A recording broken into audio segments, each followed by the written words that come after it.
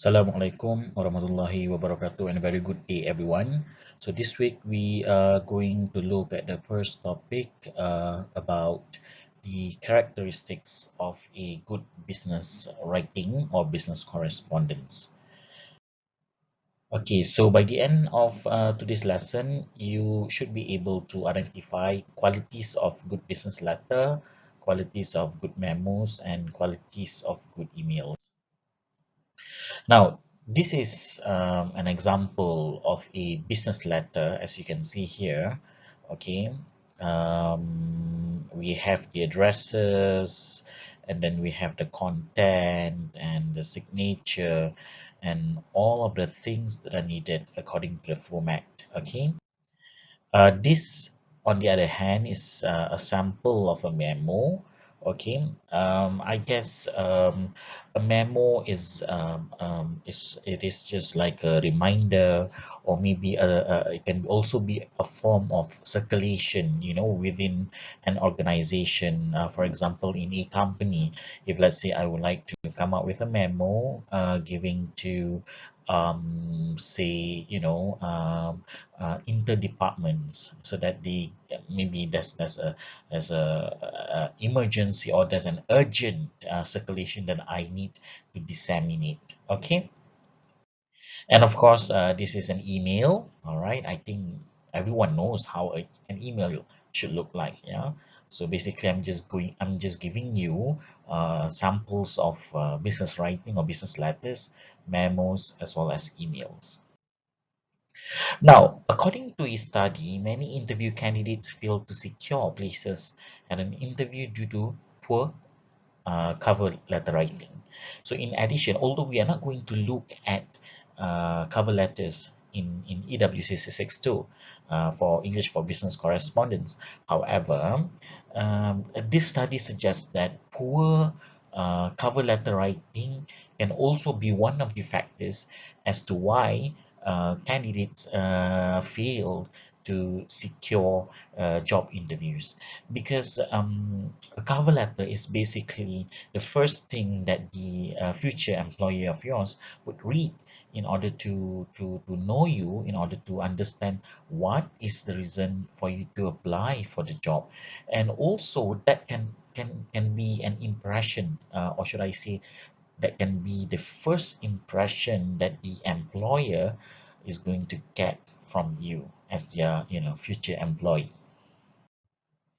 Now, before we discuss on the qualities of a good business, let us look at how does a bad business letter look like, or what are the characteristics. So first one is lack of clarity. Clarity means that it has to get to the point where whoever receives the letter understands it. Number two, poor use of words and expressions. Sometimes we have the tendency of using words that the people who are going to read the letters do not understand the words. It can also be incorrect spelling or grammatical errors. And when I say incorrect spelling and grammatical errors, that that is applicable for situations that are gross grammatical errors. Or it can also be too short or too lengthy.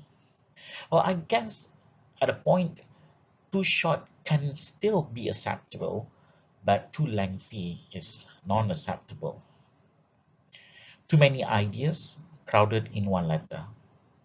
If let's say you have so many things to write in a business letter, or in a memo, or in an email, it can be too congested for people to even understand. So you may want to segregate the ideas. Inaccurate or factually incorrect, I guess that is very straightforward. Fails to convey the main purpose, not the reader's wavelength. Maybe it's too hard, maybe it's too it doesn't sound formal, it doesn't sound serious. Too much of jargon and technical words, I think I've mentioned this before. Lacking in aesthetic sense, language used not familiar, lengthy paragraphs, offensive sometimes, or even absence of personal touch. And also we have few other things like lacking in courtesy, creates ill will, written out of context, absence of relevant information, use of poor quality paper, ink, etc., wrong address and without address. Now that you know the characteristics of bad business letter, can you deduce the qualities of good business letter? So I want you to think what could be good business letters. If you were to ask me those bad characteristics, they are the opposite. Now, what about qualities of good memos and emails? Number one, upload your message. So whenever possible, compose your message offline or on word processor and upload it to the email network. But nowadays, I believe that a lot of emails, for example, Gmail, is equipped with grammar checker, which can help you which can help you to identify grammatical errors as you type, which is good. Well, when email first emerged in the system or in the internet, there were no grammar checkers, and what I did was I had to write it out on using Microsoft document, make sure that everything is in order, double check with dictionaries and so on. Then I copy paste in the email box. But nowadays, most emails are equipped with grammar checker. Keep lines, paragraphs, and messages short and sweet. Care about correctness, care about um, uh, the content, the correctness of the content. Avoid sensitive messages, you know, so you can add more to it, like in terms of email address. I think when we talk about email address, if it is in a formal situation, corporate environment, it is best for you to use email addresses that best represents you in a professional manner. Don't come up with, email addresses like king of darkness at gmail.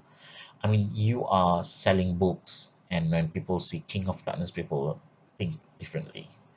Or font, or even attachment, perception, because sometimes when you receive memo, a lot of people think that, oh my god, it goes to your record. No, memo is not like a one. A lot of people think that it's like a warning, not trying to tell. No, a memo is just for you to disseminate information internally. So this is a follow-up activity that you can do with your partner, or you can just work on your own. I would like you to go and find a sample of a business letter online, or if you have one at home, you can just take a photo of it, and then you may want to upload. But of course, what I need you to do is to identify, based on that letter that you have chosen, I would like you to compare with the qualities of a good business letter, and perhaps you can identify what are the things that letter is lacking of, maybe too short, or maybe use a lot of jargons. I want you to come up with that kind of analysis. All right, just a simple one.